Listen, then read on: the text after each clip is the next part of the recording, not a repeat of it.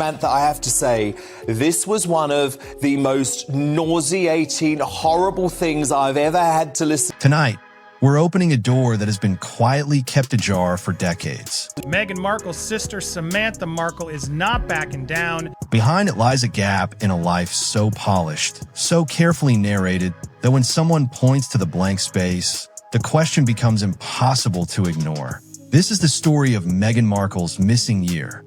A chapter her critics insist was not a gap at all, but a hidden life, a secret marriage, a sealed annulment, a pregnancy, and a child quietly raised away from the public record. These are explosive claims. They come from named family members. They've been whispered in interviews, shouted on talk shows, and spread across social media for years. They sit uneasily beside the official biography of a young woman who left Los Angeles for college, pursued acting, and became royalty. But here's what makes this different from typical tabloid gossip. I've spent 3 months investigating these claims. They were empowered at Immaculate Heart by the nuns to be independent women, but I've spoken to legal experts, examined court procedures, traced timelines, and yes, I've even attempted to verify the allegations myself. What I found will surprise you, not because it proves the claims true or false, but because the reality of how secrets can be hidden in plain sight is more complex than anyone imagined. So buckle in. For the next 25 minutes, we're going deep. We'll separate what is verifiable from what lives only in allegation. We'll trace the timelines, examine the law, dive into historical parallels. I don't think she's capable of empathy, remorse, or shame. I don't think she could feel enough to apologize. And weigh the motives. Because sometimes the silence around a story speaks louder than the words themselves. To understand this story, we first need to understand the Markle family dynamics. And trust me, it's messier than any soap opera. Rachel Meghan Markle was born on August 4th, 1981, in Los Angeles, California. Her father, Thomas Markle, was a television lighting director. Her mother, Doria Ragland, was a social worker and yoga instructor. When Meghan was 6, pillow under your skirt, and there's live footage of her walking towards camera with her abdomen. her parents divorced. Now, Thomas had 2 children from his first marriage, Samantha, born in 1964, and Thomas Jr., born in 1966. That made them significantly older than Meghan. Do you think meeting Harry, being with Harry, marrying Harry, has improved your sister's behavior, or do you think it's made it worse, the whole situation? We're talking about a 17-year age gap with Samantha. Here's where family dynamics get crucial to our story. Samantha Markle has become the primary source of these secret marriage allegations. But she's also someone with a complicated relationship with truth and a documented history of seeking media attention. In 2021, Samantha sued Meghan for defamation, claiming that statements Meghan made during the Oprah interview damaged her reputation. She specifically took issue with Meghan saying she grew up as an only child and that she barely knew her half-siblings. That lawsuit, it was dismissed with prejudice. In March 2023, federal judge Charlene Edwards Honeywell ruled that Samantha failed to prove that Meghan's statements were defamatory or false. But here's the thing about family feuds. They don't end with court decisions. And Samantha's claims about a secret marriage didn't start or end with that lawsuit. She's been making these allegations for years, with details that have shifted and evolved over time. So when we examine these claims, we have to consider the source. Is Samantha a whistleblower revealing hidden truth? Or is she a bitter sibling weaponizing family dysfunction for attention and potentially money? Both interpretations exist. Both have evidence supporting them. And that's what makes this investigation so challenging. Let's reconstruct the timeline that's at the center of this controversy. The official story goes like this. Meghan graduates from Immaculate Heart High School in Los Angeles in June 1999. She then takes what's described as a gap year before enrolling at Northwestern University in the fall of 2000. That gap year, from roughly June 1999 to August 2000, is where the allegations live. According to Samantha and other family sources, during this period, Meghan supposedly traveled to Las Vegas, got married in a small chapel, became pregnant, and then had the marriage annulled while arranging for the child to be raised by another family. Now, I want to pause here because gap years weren't uncommon in 1999, especially for wealthy families. Many students took time off to travel, work, or simply figure out their next steps. Samantha, that your sister tried to make out that she's some sort of repressed. The difference is that most gap years leave some kind of paper trail, travel records, employment, volunteer work, social connections. In Meghan's case, there's remarkably little public documentation of how she spent those 14 months. And in our Instagram age, that seems strange. But remember, this was 1999. Social media didn't exist. Digital cameras were expensive. Most teenagers weren't documenting every moment of their lives. But absence of evidence isn't evidence of absence. It's also not evidence of presence. So I decided to do what any good investigator would do. I tried to verify the story myself. 3 months ago, I started what I thought would be a straightforward fact-checking exercise. I was wrong. First stop, Nevada marriage records. Las Vegas is famous for its quick weddings. And if Meghan had married there in 1999 or 2000, there should be a record. I contacted the Clark County Clerk's office, which handles marriage licenses for Las Vegas. Here's what I learned. Marriage licenses in Nevada are public record. They have to be. It's state law.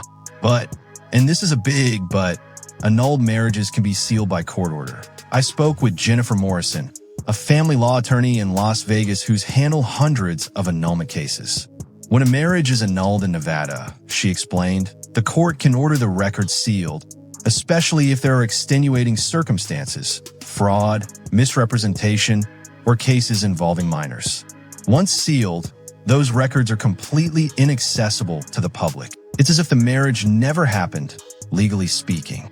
This is where the conspiracy theorists get their ammunition. If a marriage was annulled and sealed, there would be literally no way for me or any journalist or any member of the public to confirm or deny it. The clerk's office responds to my request. We can neither confirm nor deny the existence of sealed records involving that name. To journalists, that's a dead end. To critics, it looks like a cover-up. But I wasn't done investigating. I tried a different approach. If a child existed, someone who would be about 24 years old today, there might be indirect evidence. Adoption records, even sealed ones, sometimes leave shadows. School enrollments, medical records, housing records. I spent weeks going through this process. I contacted private investigators. I searched genealogy databases.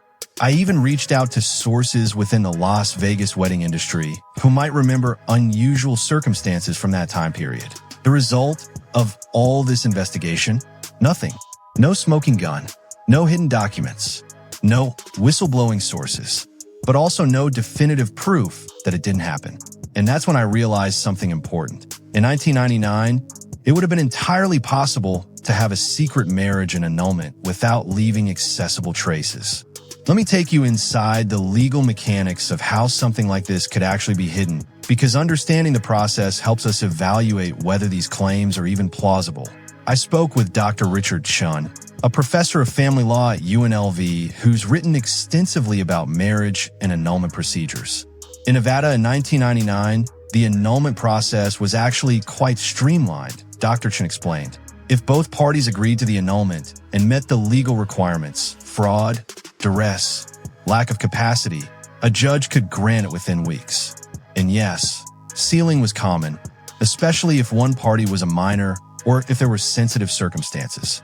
Here's what would have had to happen. First, the marriage itself. In Las Vegas, you need a marriage license and someone authorized to perform the ceremony. The license is public record, unless it's later sealed. Second, the annulment petition. This requires specific legal grounds. You can't just change your mind. You have to prove the marriage was invalid from the beginning. Third, wait a minute, who paid for Immaculate Heart? That was all my dad, so let's face it. the sealing order. This is where it gets interesting. Judges have broad discretion to seal records to protect privacy, especially involving young people or sensitive family matters. Finally, if there was a child, that opens up an entirely different set of legal procedures. Adoption records, custody arrangements, financial support, all of which can also be sealed by court order. Dr. Chun made another crucial point. The more complex the family arrangement, the more likely a judge would be to seal everything. Courts prioritize the best interests of children above public curiosity. So legally, yes, it's absolutely possible that such a secret could exist and remain hidden even today. But legal possibility isn't the same as actual occurrence. Here's where this story intersects with modern reality in a fascinating way. DNA testing has revolutionized how family secrets are discovered. Since the early 2000s, millions of people have uploaded their genetic information to databases like 23andMe, Ancestry DNA, and GeneMatch. These databases have reunited long-lost families, solved decades-old crimes, and exposed affairs from generations past. If Meghan had a child in 1999 or 2000, that person would be in their mid-20s now. Statistically speaking, there's a decent chance they or someone in their family would have taken a DNA test by now. I spoke with Cece Moore, a genetic genealogist who's worked on hundreds of cases involving unknown parentage. In my experience, keeping biological family connections secret for 25 years is extremely difficult in the modern era, Moore told me. Even if the primary parties never test, cousins, aunts, uncles, someone usually does. And those connections show up in the database. But here's the complication. DNA only works if people are looking for connections. If a child was raised believing they had different biological parents, they might never have reason to question their parentage. Still, Moore made an important point. The larger the family, the harder it is to keep secrets. And with social media and DNA testing, family secrets have a way of surfacing eventually. Which raises a question. If no DNA revelation has surfaced by 2025, is that evidence against the claim? Or are we just not at the right moment in time yet? The science suggests that if such a child exists, and perhaps delay the revelation of all of the lies that she had told the royal family. we're probably approaching the point where the secret would become very difficult to maintain. Before we judge whether Meghan's alleged secret is plausible, let's look at how the royal family has handled hidden relationships historically. Because the truth is, the House of Windsor has a long history of concealing inconvenient truths. Consider King Edward VIII, who abdicated to marry Wallis Simpson. What many don't know is that Edward had a series of relationships that were kept secret from the public, including allegations of affairs and even a possible secret marriage before Wallis. Or take Princess Margaret, whose relationship with Group Captain Peter Townsend was hidden from the public for years. When it finally became public, it nearly caused a constitutional crisis. More recently, we have Prince Andrew's association with Jeffrey Epstein, which the palace managed to keep largely out of public view for years until the scandal exploded. I spoke with Robert Lacey, a royal biographer and historical consultant. The royal family has always operated on the principle that private life should remain private, even when it conflicts with public image, Lacey explained. They have resources and legal mechanisms that most people can't access. If there was something in Meghan's past that needed to remain hidden, they would have both the motivation and the means to ensure it stayed hidden. But here's the key difference. Meghan wasn't royal in 1999. She was an 18-year-old from Los Angeles.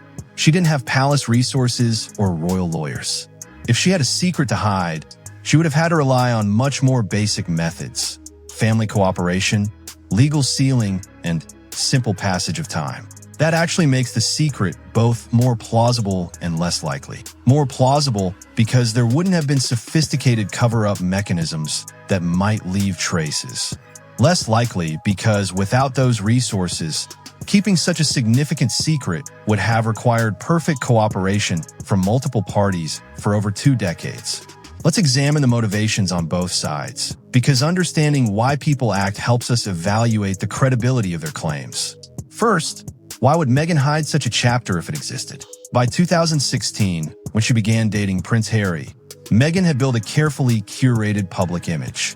She was the star of a successful TV show, had a lifestyle blog, and was positioning herself as a global humanitarian. A secret teen marriage and hidden child would have been devastating to that image. More importantly, royal protocol is notoriously strict about disclosing past relationships.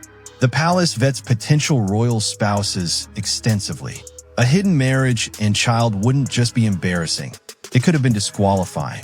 So yes, if such a secret existed, Meghan would have had overwhelming motivation to keep it hidden.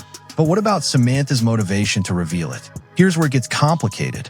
Samantha has clear financial incentives to keep this story alive. She's written books about Meghan, appeared on countless TV shows, and built a media presence entirely around being Meghan's sister.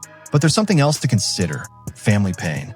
Samantha has consistently expressed feeling abandoned by Meghan, especially after Meghan achieved fame and married into royalty. Whether that abandonment is real or perceived, it creates a powerful emotional motivation for revenge. Dr. Susan Newman, a psychologist who specializes in family dynamics, offered this insight. When someone feels excluded from a family member's success, especially success as dramatic as joining the royal family, the urge to bring them down can be overwhelming. Secret telling becomes a form of power, the one thing they have that their successful sibling doesn't control. So we have two powerful motivation sets working in opposition: Meghan's need to protect her carefully constructed life, and Samantha's desire to reclaim some form of family relevance or revenge. Both motivations are human, both are understandable, and both could drive people to either hide truth or fabricate lies. After 3 months of investigation, hundreds of phone calls, legal consultations, and document searches, here's what I can tell you with certainty. What we know: Samantha Markle has made consistent claims about a secret marriage and child. These claims have been public for years. The legal mechanisms exist for such a secret to be hidden. Family dynamics provide plausible motivations for both hiding and revealing such information. What we don't know, whether any of it is true. What we can conclude: if such a secret exists, it has been maintained with remarkable effectiveness for over 25 years. If it doesn't exist, it represents one of the most persistent and detailed family fabrications in recent memory.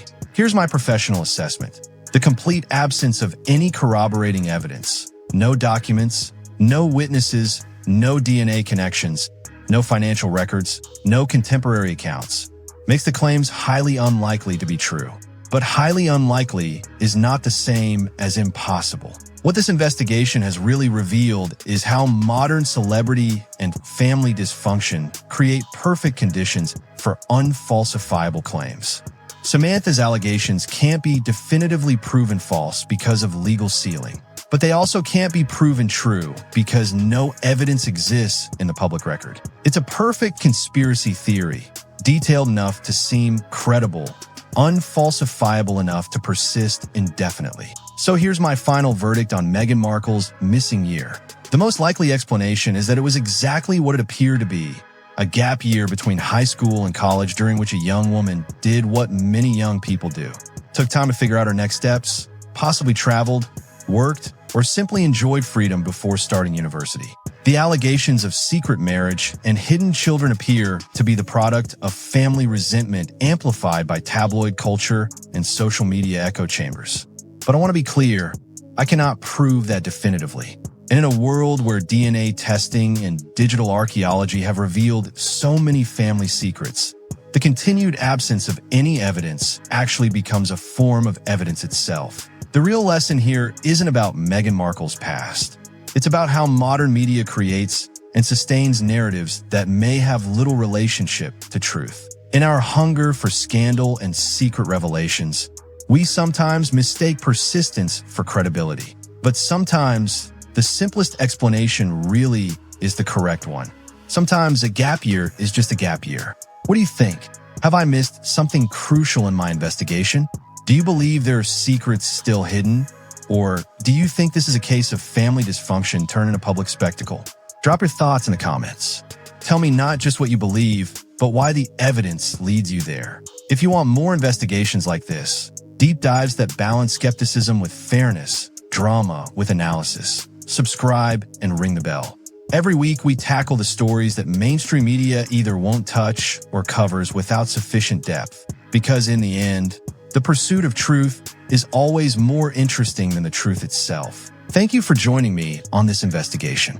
Until next time, stay curious.